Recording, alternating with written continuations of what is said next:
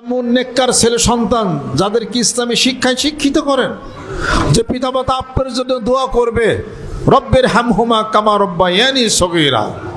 নেককার ছেলে সন্তান, যে ছেলে সন্তান পিতামাতার জন্য দোয়া করবে, আপনি ইন্তেকালের পরে আপনাকে নিয়ে বাসর তলে ওখানে একটা পরিত্যক্ত জায়গার মধ্যে ছেলে সন্তান মিলা ওখানে কবরস্থ করে আর জীবনে খোঁজ খবর নেয় না। পিতামাতার জন্য সবচেয়ে ব্যর্থতা হলো এটা, সে তার সন্তান উপযুক্ত হলো না। এটার সে বড় ব্যর্থতা আর কিছু নাই। নিয়ত করতে পারেন এতগুলো ছেলে সন্তানের মধ্যে, আল্লাহ তুমি একজনকে তোমার দ্বীনের হাদি তুমি বানায় দাও, যাতে আমার মাপের উসিলা হয়ে যায়। এরা সবচেয়ে বড় সম্পত্তি হলো আপনার মেয়ে আপনার সম্পত্তি, আপনার কন্যা আপনার ছেলে আপনার সবচেয়ে বড় সম্পত্তি। কারণ ছেলে মেয়ে পিতামাতার জন্য যে চোখের পানি ফেলবে আর কেউ তা ফেলবে না। কথা ঠিক কিনা বলেন?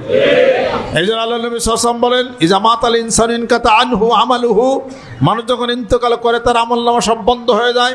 ইল্লা মিন সালাসিন, তিনটা আমলনামা চালু থাকে। আও ইলমিন ইনতাফাউ বিহি, ইলম যদি শিক্ষা প্রদান করে। আও মিন সাদাকাতিন জারিয়াতিন, দান সদকা যদি করে, জনহিতকর কাজ যদি করে।